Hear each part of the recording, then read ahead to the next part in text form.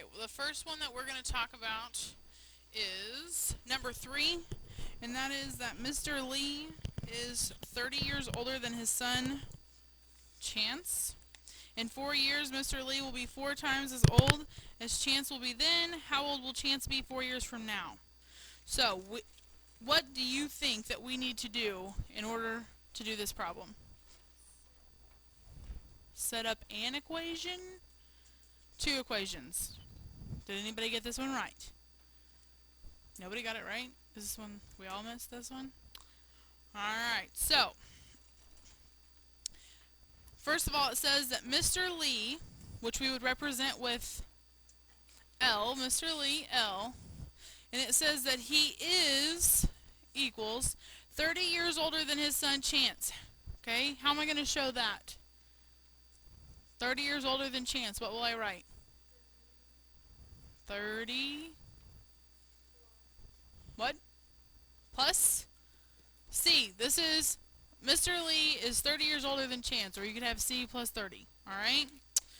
It says, Mr. Lee will be 4 times as old as Chance. Oops, nope, I skipped a line. In 4 years, Mr. Lee will be 4 times as old as Chance will be then. How old will Chance be 4 years from now? So what do you think we should write for that? Okay, so what?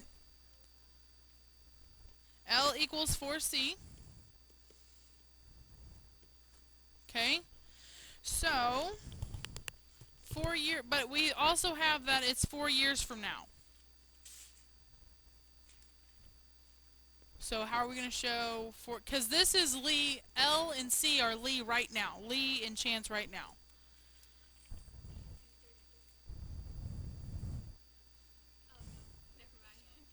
What? 4 plus L. I'm going to add 4 to both sides of this. Do you understand why? Because it's 4 years from how old they are right now. Does that make sense? So now that you have this, what can we do? If L equals 30 plus C and 4 plus L equals 4C plus 4, what can I do?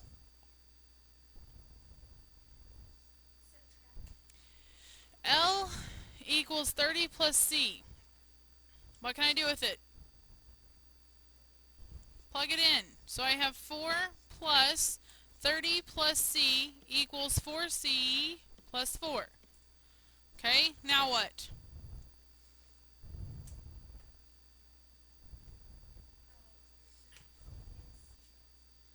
Get C by itself. Okay, so what do I need to do that? Maybe I didn't need to write the plus 4s. Doesn't matter. C. We don't need to write the plus 4s. I apologize. You were good in the first place. So, how do I get C by itself? I can't do that yet. What side is C on? It's on the right side and the left. So what do I need to do? Subtract C from both sides. So I have 30 equals 3C, and now I need to divide by 3 on both sides. So C equals 10, which is how old Chance is. Okay. The next one we need to talk about is number 7. It says, what is the equation of a line that is perpendicular to the line shown below and passes through point -3, 4? First of all, if it's perpendicular, what does that mean about the 2 lines? Opposite reciprocal slopes. So, what is the slope of the line that they show? I don't need the equation. Oh, okay, what is the equation? The line that's given is y equals what? My rise is 3 and my run is 1. So that would give me are you sure it's 3? 1, 2, 3, run 1. Okay. Do we all agree with that? 3 over 1? Okay, so I have 3x, 3 is my slope, x, and then my y-intercept is 3, so plus 3. And I need something that's perpendicular to this and goes through -3, 4. Does everybody understand where I got that from? Alright, so perpendicular means they have what kind of slopes? Opposite reciprocal. So what is my slope in this one? 3. So the opposite would be negative, the reciprocal would be 1/3. So this has to be my m. Now I know the slope and I know a point. So what can I do with a point and a slope? Point slope formula, which is y minus y1 equal times x minus x sub 1. So then I'm going to plug everything in where it goes. I can label -3 for what? x1 and y1. So I have y minus, instead of y1 I will put 4 equals, instead of m I will put -1/3. And then I have x minus, instead of x1 I put -3. Alright, so now what do I need to do? Sierra. Two negatives become a positive. So now I have y minus 4 equals -1/3, x plus 3. Somebody else, next step. I'm going to distribute. What am I going to distribute, Luis? -1/3 to everything inside. So now I have y, not equals, y minus 4 equals -1/3 x minus 1, because -1/3 times 3 is 1. Anything else? I need to add 4 to both sides. When I add 4 here, what do I add it to on the other side of the equal sign? -1. So those will cancel. I'm left with y equals what? -1/3 x plus 3, which gives me an answer of C. Now here's another thought for you. Do you have a graphing calculator at your disposal? Check your answers, okay? Whenever this is what you come up with, or whatever it is that you choose, if you can come up with the equation of the first line, which I'm pretty sure that we can, okay? If you can come up with the equation of that first line, punch it in the top line. So you should punch in y equals 3x plus 3, and then go to your second one and punch in -1/3 x plus 3. They're in the cabinet. Okay, whenever you do that, you should see two perpendicular lines. Sarah, you can go get your calculator. You need it.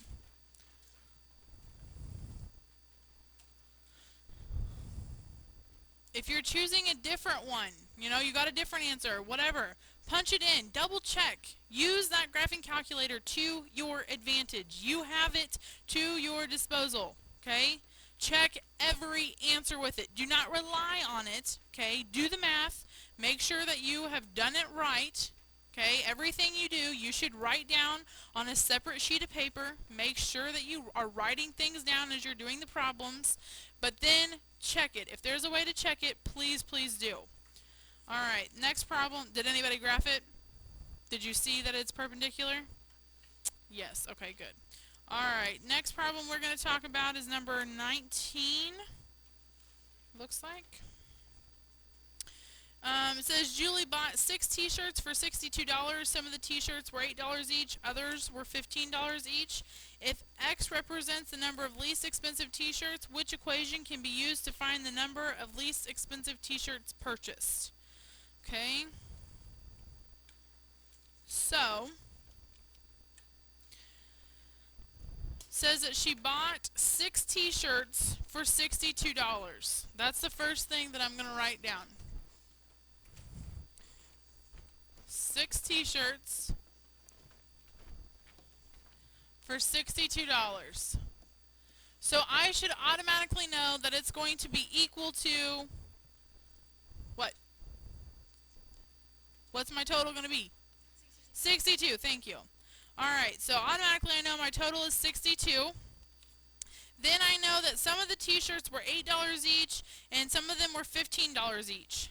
X represents the number of least expensive t-shirts. So which price was least expensive? What?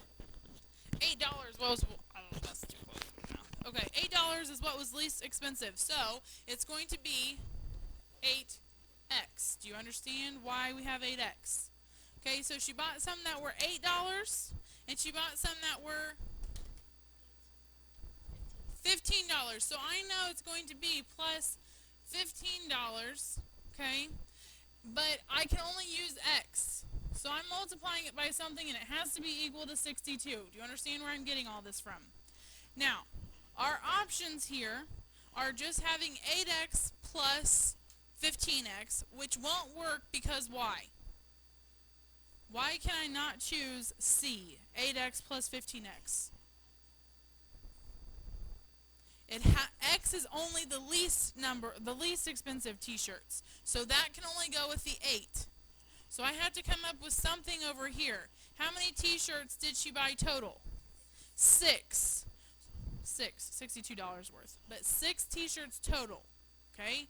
6 total. Some of them were $8, some of them were $15. So how can I represent that? Because I'm going to take 6 minus x, because 6 is that total, and I'm subtracting the least number. So that's where they get 6 minus x from. Do you understand that? Are you sure? Okay, moving on.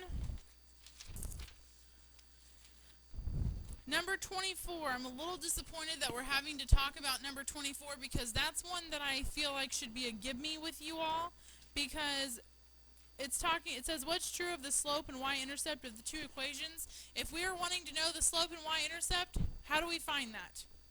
What do we have to do? I need them in slope-intercept form. Okay, slope-intercept form is what I need. What is slope-intercept form? Right. Now, the two equations that I'm talking about, I have 2x plus 3y equals 6, and my other equation is 4y, 4x, which is it? 4x, come on, Michaela. 4x plus 6y equals 24. So, to get it in slope-intercept form, what am I going to have to get by itself? The y. So what am I going to do first to get y by itself over here? Subtract 2x from each side. Cancel, so I have 3y equals negative 2x plus 6. Everybody with me there? Now what? Divide by 3. What I do to one side, I must do to the other side. Okay, I have to divide that whole side by 3. So 3's will cancel. I have y equals, and what does y equal? Negative 2/3 x plus 2. Because this goes to both of these. So that is my final slope-intercept form for the first equation. The next one, somebody else tell me what I'm going to do first here. Michaela, thank you for not raising your hand. What do I need to do? Subtract 4x from both sides.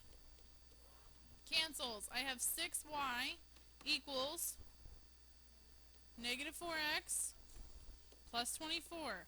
Now what? Divide by 6 on both sides, the whole side. So I have y equals negative 2/3, because 4 6 reduces to 2/3, x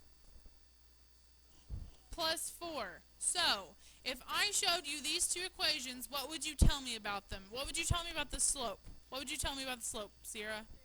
They are exactly the same. Negative 2/3. Negative 2/3. What would you tell me about the y-intercepts, Michaela? They are different. One of them is 2, the other one is 4.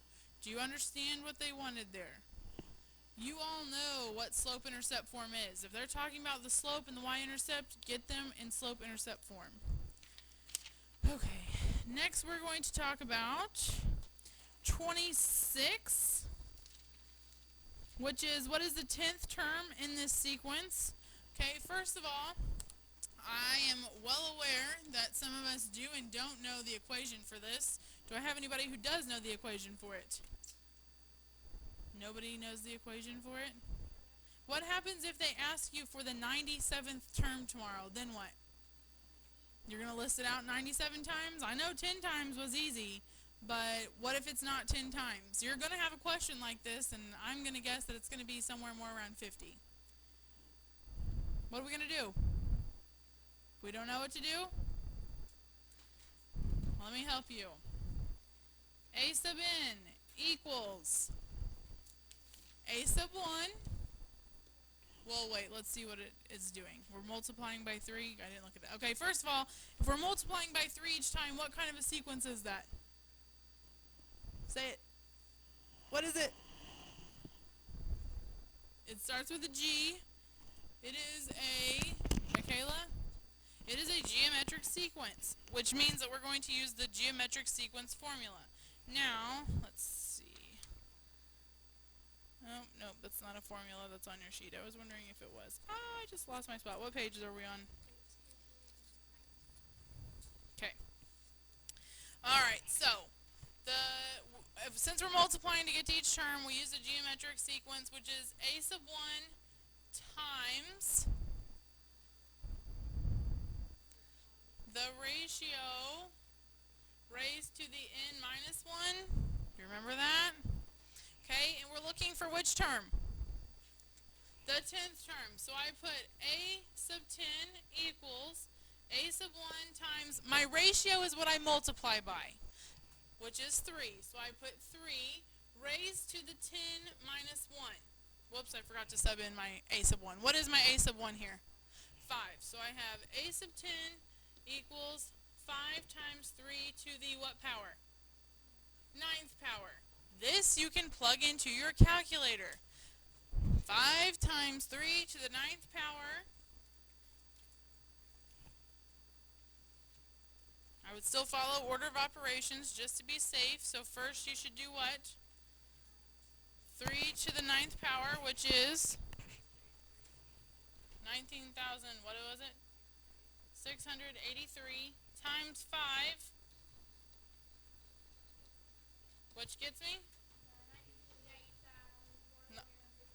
98,415, which is the correct answer, D. Now, just for reference and for those of you here and those of you listening, can anybody remember what my equation is for the arithmetic sequence?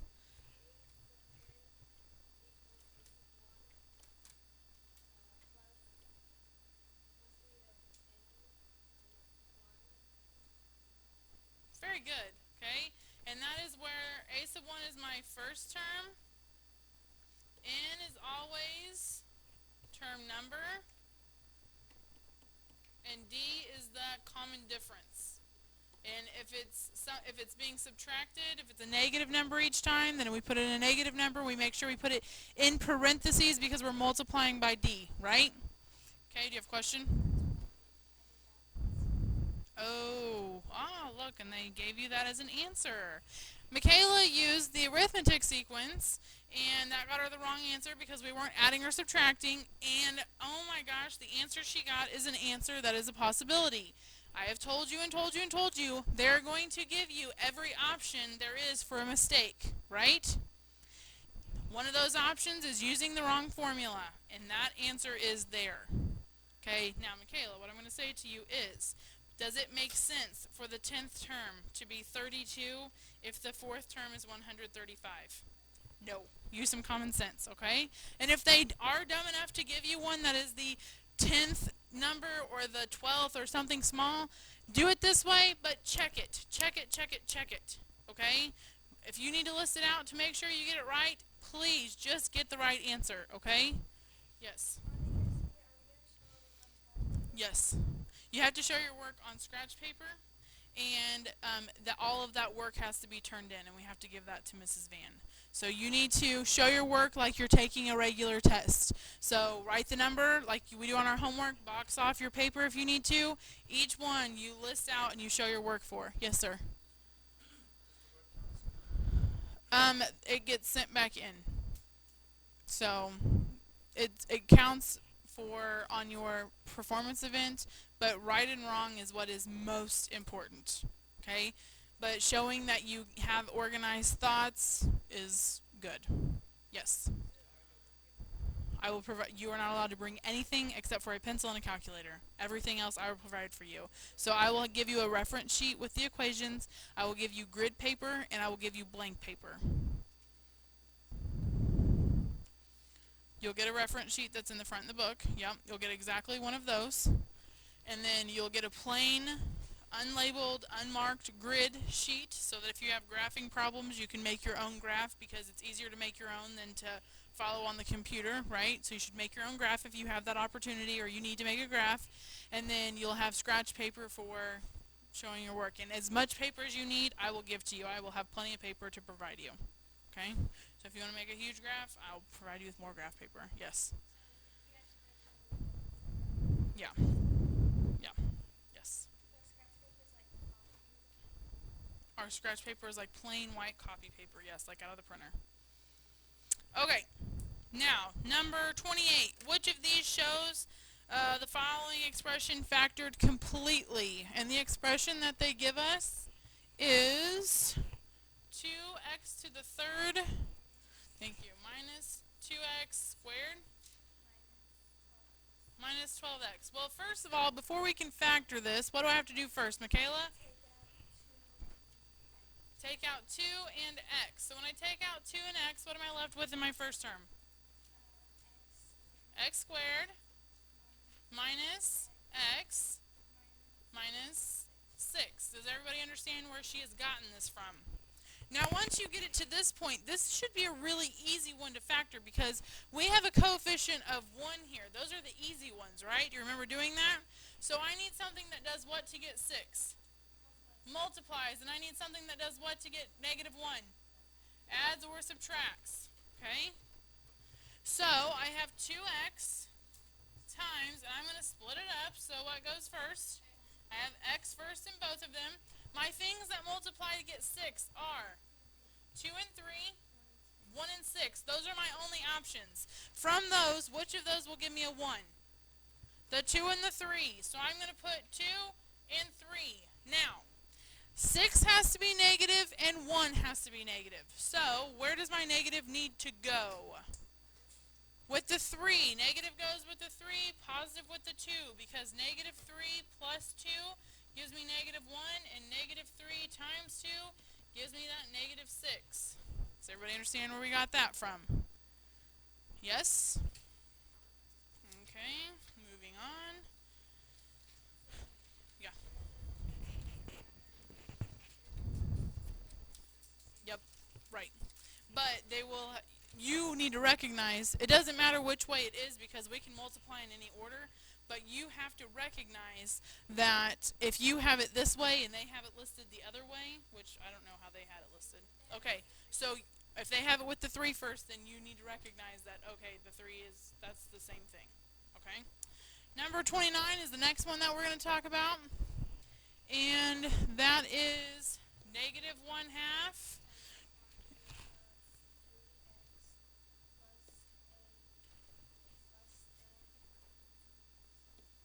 Okay, first of all, before we get started, I want you to raise your hand if you chose answer C. Answer C was your choice. Just 3 of you missed it because you chose answer 3? Did you choose answer C? That's exactly what I was going to say. They have a negative, and anytime we do what with a negative? Or multiply or divide with a negative, that sign has to flip. You have to be careful, okay? How many times have I told you these things? I'm not making it up. This is very, very similar to what your test is actually going to be like. So, somebody tell me what you would do first here. Michaela.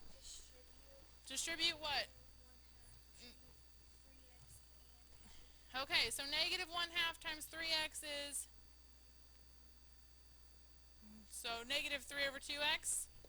Okay, or if you want to write it as negative 1.5, that'll probably make your life easier. X.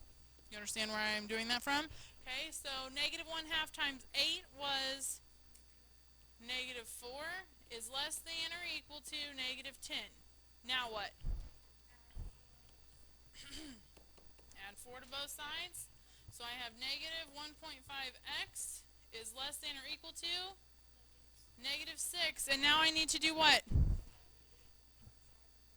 Divide by negative 1.5 on both sides.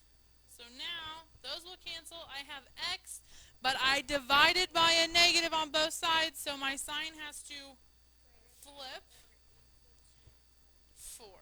Now, what if they asked you to graph this too? What would you do if you had to graph it also? What does that graph look like? Cecilia?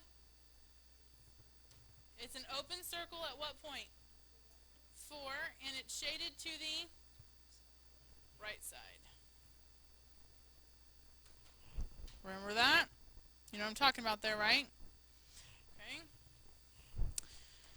Okay. On number 30, my best advice to you, we're running out of time here, my best advice to you is to plot those points on a graph. Okay? Plot those points. What does it look like? And because it says it's quadratic, what does that mean it looks like? It's a U. It's going to be that parabola. If it's linear, it will be a line. If it's exponential, it's going to give you that little curve. And if it's absolute, it will be a... Mrs. Dotson. Hey, I'm in the middle of recording a lesson, so I'm going to call you back. All right, bye. Okay, so it will be a V. All right, on number 32, the line of best fit, that's where we need to have the line that fits best between those points, the line that satisfies that the best. So we take 1 point, and we take 2 points, and we use the slope formula. M equals y sub 2 minus y sub 1 over x sub 2 minus x sub 1. We get that slope, and then we use the slope in one of those points with the point slope formula. Now there was one more that I want to definitely make sure we talked about. That's 45, because it's a very simple one. Okay, everybody looking at page 28, number 45. It says, which of the following is the solution to the system? Just looking at the graph. The solutions to the system are in what kind of colored region? The darkest region.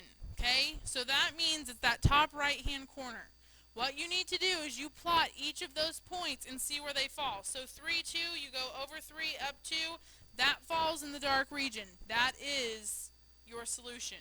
Now, what if it falls on a dotted line? Is that a solution? No. What if it falls on a solid line?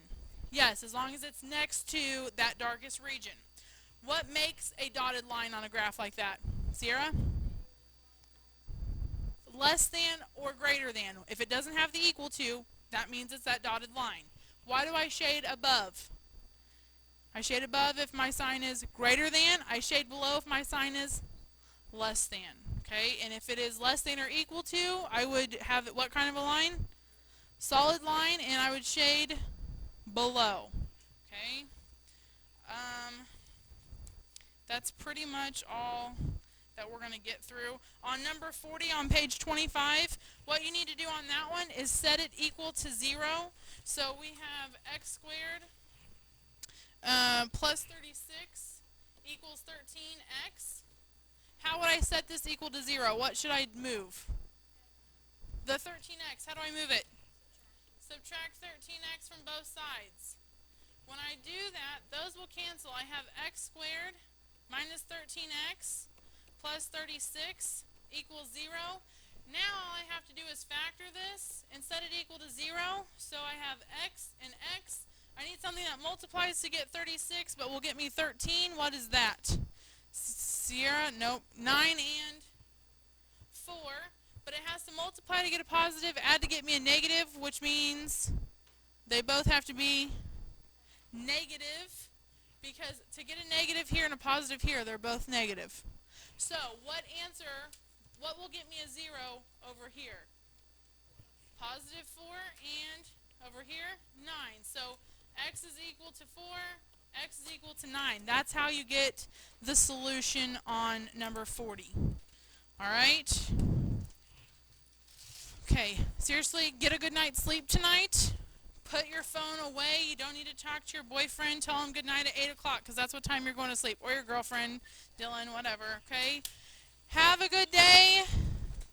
I will see you at 8 o'clock tomorrow morning up here.